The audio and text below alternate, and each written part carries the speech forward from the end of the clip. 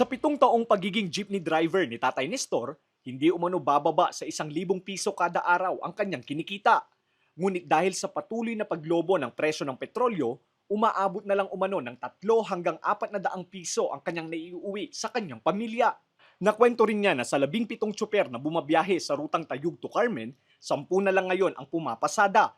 Napilitan umano ang iba nilang kasamahan, lalo na ang mga nakikipasada lang, na tumigil muna dahil napupunta lang sa krudo ang kanilang kinikita.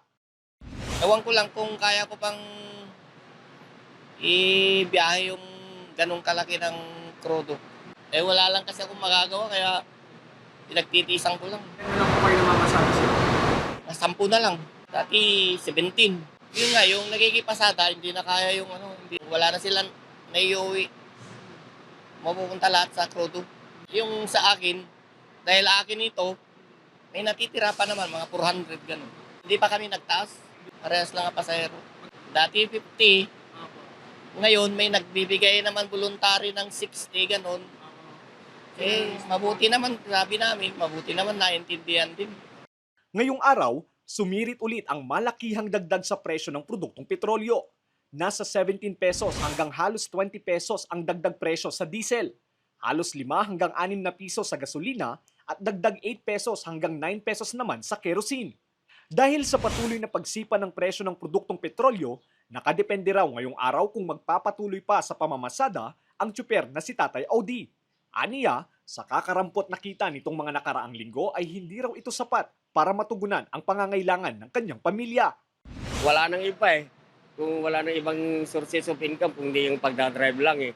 Kung i-stop ka naman, wala. Walang mangyayari. Mabuburing ka lang sa bahay mo, nag-iisip. Bak nung nung 48 o 50 lang ang 1 litro ng crudo nun. Isang biyahe lang kami kasi rotation eh. 700 to 800. Pag sinuwerte, hanggang 1,000. Kapon, nung biyahe ko kapon eh, 134 ang 1 litro eh. Ang inuwi ko lang eh, 240 lang. Kunti na lang ang mananakay kasi ko eh. Nag-iisip sila na mahirapan din kami. Saka wala naman kaming increase eh. O voluntary kung gusto nila. Pero ang problema, sana kung voluntary lahat na sasakay mo, hindi. Ayaw yung iba eh. Meron ba kayong taripa na meron kayong increase? Sabi nila. Eh, wala ka mo. Wala kang katibayan, wala kang magagawa. Samantala, umabot na rin sa halos 1,500 hanggang 1,650 pesos ang kada 11 kilo ng LPG. Kaya naman, para makabawas sa gastusin at makatipid, ilan sa mga putahe ngayon na inihahanda ng canteen owner na si Michelle ay ginagamitan na ng uling at kahoy. Sa parang ito, nakakatipid raw siya nang hindi kinakailangang magtaas ng presyo ng kanyang mga paninda.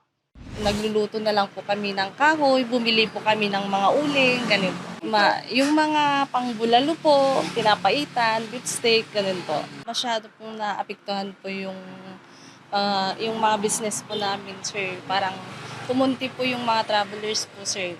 Dati po, mga 2 pa lang nakakapaubos na po kami. Ngayon, nagtatagal siya ng 5, ganun po. Kaya kung tatanungin, iisa lamang ang hiling ng mga apektado. Ito ang naway humupa na ang kaguluhan at bumalik na sa dati ang presyo ng petrolyo.